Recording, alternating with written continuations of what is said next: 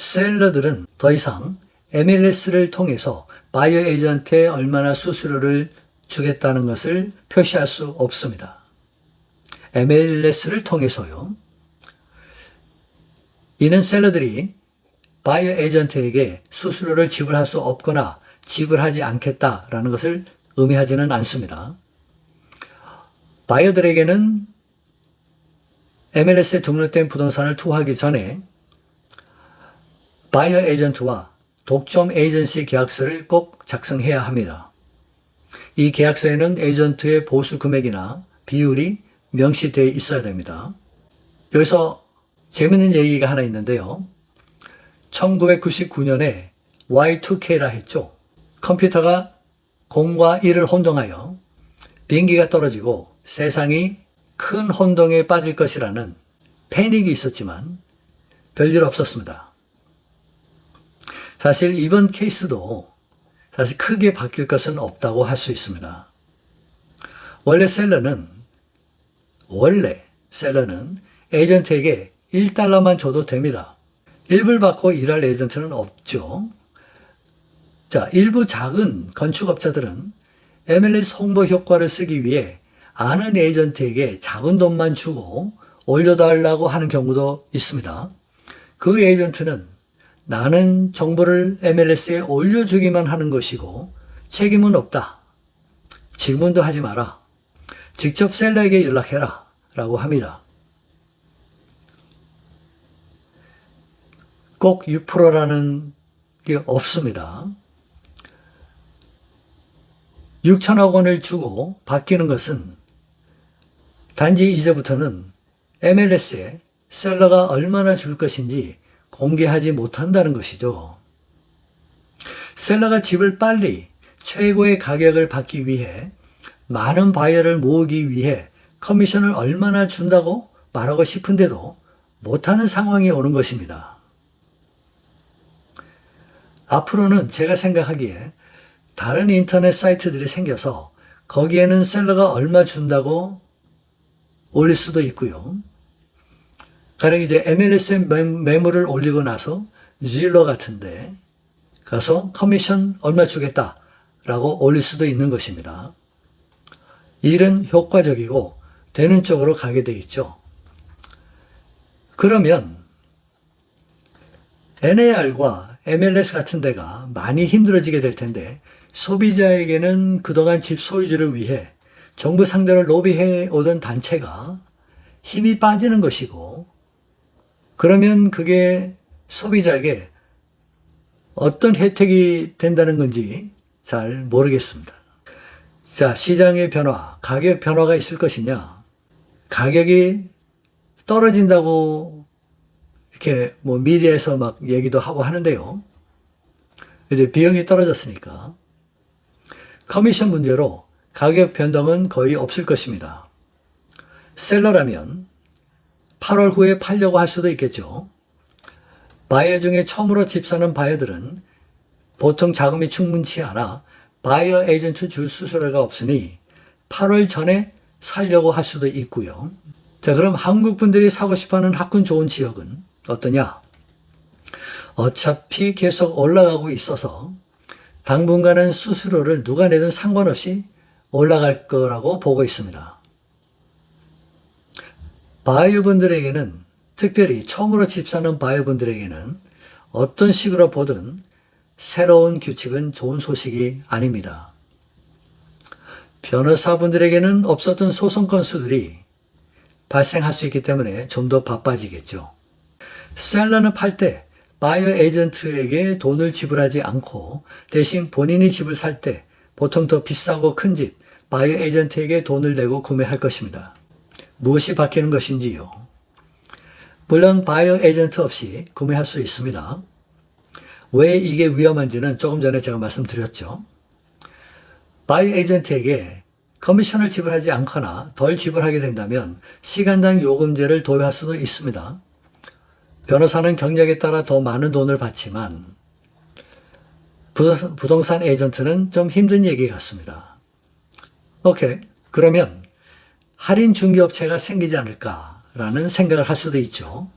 뭐 한 2,000불에 법률적 서류만 봐주는 걸로 1%의 집 보여주는 것까지, 2%의 또 뭐뭐까지, 3%의 풀 서비스. 이런 식인데 사실 25년 전에 또 15년 전에 많이 생겼다가 또 사라졌습니다. 팬데믹 바로 전에도 인터넷 세대라 해서 몇 개 또 생겼다가 또 다 문 닫았습니다. 왜냐하면 할인 중개 업체에 풀 서비스를 받으러 갈 일이 없고 싼 수수료 주고 해보니 실질적으로 서비스가 제대로 되지 않기 때문입니다. 꼭 사고 싶은 집이었는데 시간을 못 맞춰 못 사거나 충분한 컨설팅을 못 받아 손해보는 일들이 생기는 거죠. 한국 속담에 싼 게 비지떡이라는 말이 있죠. 자, 최근 상황이 조금 다르긴 합니다. 바이들이 더 스스로 공부할 수 있는 자료들이 인터넷에 있습니다.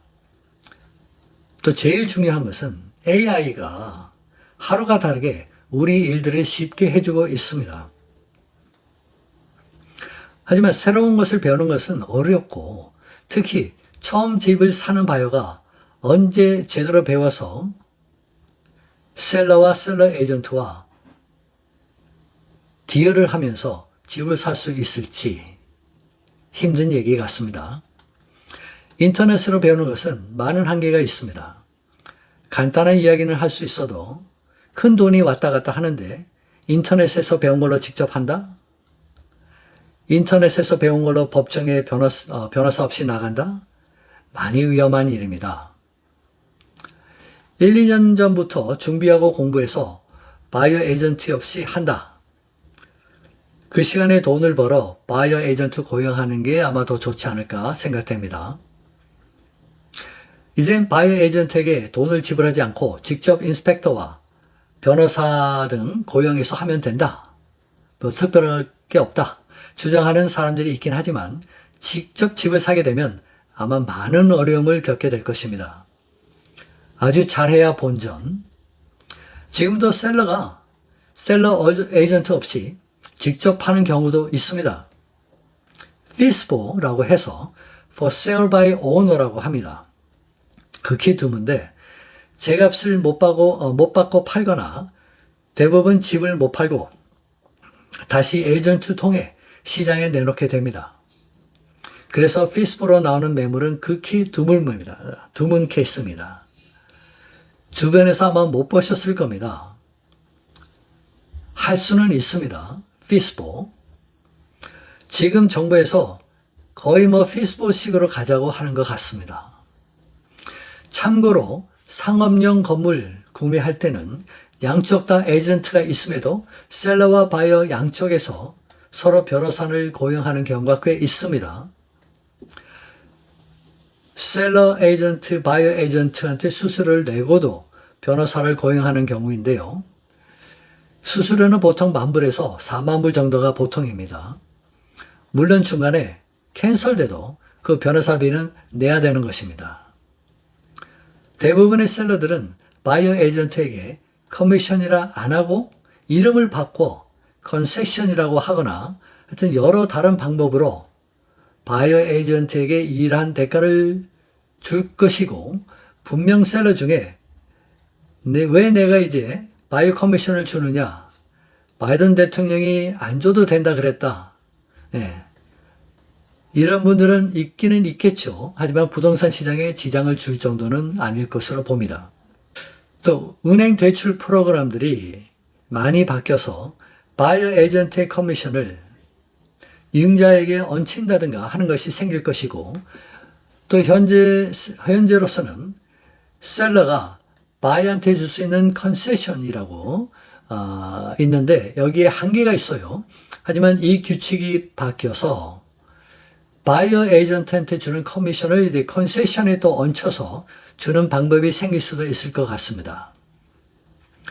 변호사들처럼 시간당 받는 것도 좋습니다.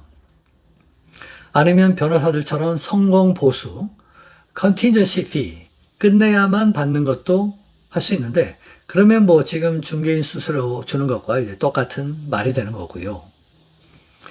개인적으로 시간당 받는 게 마음은 편한데 이게 처음으로 집 사는 바이어는 처음이라 배울 것도 많고 같이 시간 보낼 일이 많은데 그렇지 않아도 집 살 자금도 지금 부족한데 시간당 수수료를 주게 되면 바이어에겐 아주 힘든 상황이 되는 것입니다.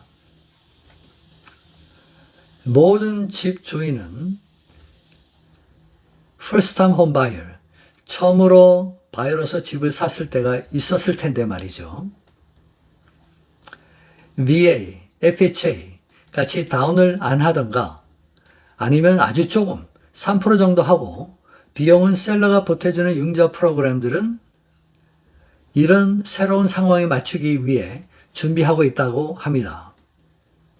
하지만 안 그래도 바이어가 돈이 없어 집 살 때 들어가는 비용들을 도와주는 프로그램인데 거기에다 어떻게 바이어 커미션까지 커버할 수 있을지 의문이긴 합니다. 경험이 없는 에이전트 분들은 안 그래도 살아남기 힘든 업종인데 이젠 더 힘들어졌습니다.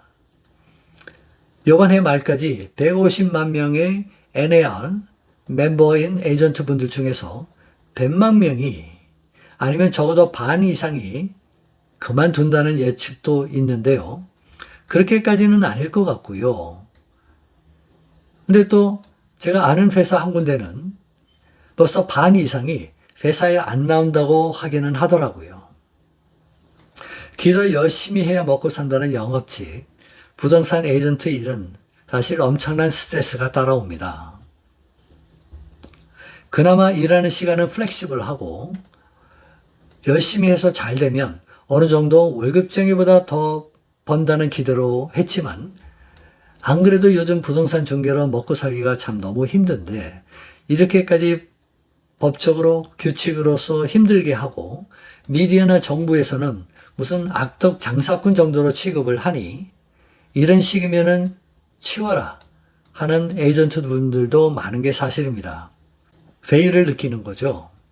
당장은 많이 떠나긴 하겠지만 떠날 것입니다. 많이 떠나긴 하겠지만 새 시스템이 조금 정돈이 되고 몇 년이 됐든 부동산 매매가 다시 늘어난다면 다는 아니지만 많이들 다시 돌아올 것으로 봅니다. 바버라 콜커런이라고 미국의 유명한 부동산 중개인이었고 유명한 TV 프로그램 샤크 탱크라는 프로그램에 나오는 분인데요. 이 새로운 상황에 대해 No big deal이라 했습니다. 뭐가 큰일이라고 야단 법석이냐라는 건데요. 이분의 모든 의견에 다 맞다 생각은 저는 안 하지만 이번 일은 미디어에서 말하는 것과 많이 다르고 전체적으로 바르바라 씨가 말한 것처럼 큰 문제는 없을 거라고 봅니다. 제일 큰 변수는 the fact, 사실과 상관없이 잘못된 정보로 군중 심리가 어떻게 흘러갈지에 따라 혼란스러운 기간이 얼마나 길어질지인 것 같습니다. 마지막으로 말씀드릴 것은 앞으로 이 새 규칙으로 계속 가는 것이 아니라 지금부터 7년 동안만이라는 것입니다. 그 후에는 다시 원상복귀하던가 계속 가던가 아니면 좀 변경을 해서 가던가입니다.